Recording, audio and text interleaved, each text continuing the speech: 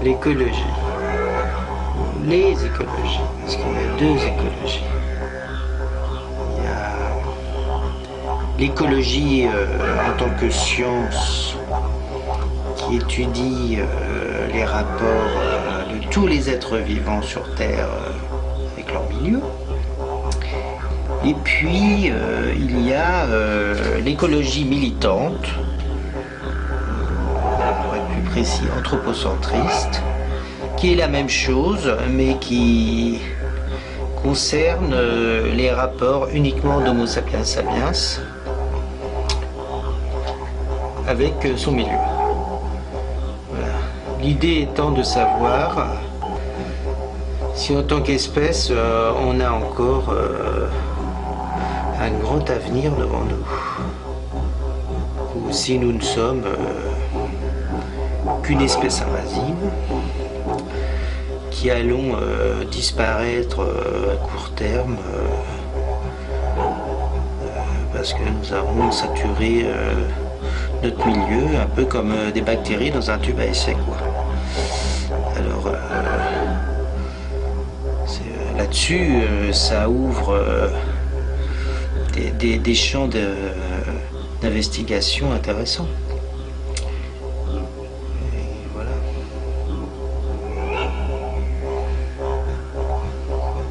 Dans cette image, par exemple, voilà, alors j'ai représenté, voilà, dans cette image, j'ai représenté un gros cafard qui est en train de regarder un paysage, une colline. Voilà, il est en vacances, il regarde le paysage.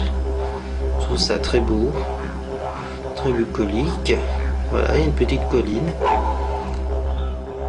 Et ce paysage se nomme ainsi.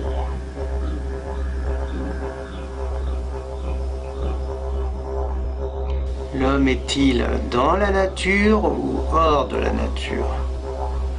Telle est la question. Alors, dans la Bible, par exemple, on nous explique que Dieu dit à Adam et Ève soyez féconds, remplissez la terre, assujettissez les oiseaux du ciel, les poissons de la mer, tout animal qui se meut sur la terre, etc. Donc là, apparemment, il est totalement hors de la nature et supérieur aux autres espèces animales.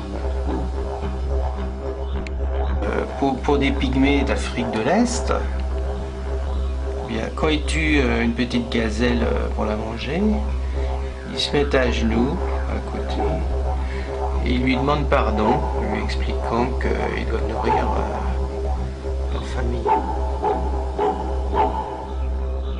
Alors là, dans ce cas, il est clair que l'homme est dans la nature et fait partie intégrante d'un écosystème de grande forêt.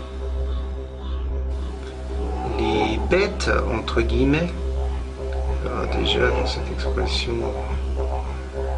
mais c'est dite, ne sont-ils finalement que des choses, ou de la nourriture qui nous sont utiles ou nuisibles ou inutiles, ou alors nos voisins vivants sur la même planète que nous?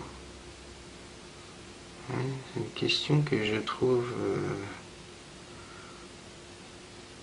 intéressante, philosophique, métaphysique.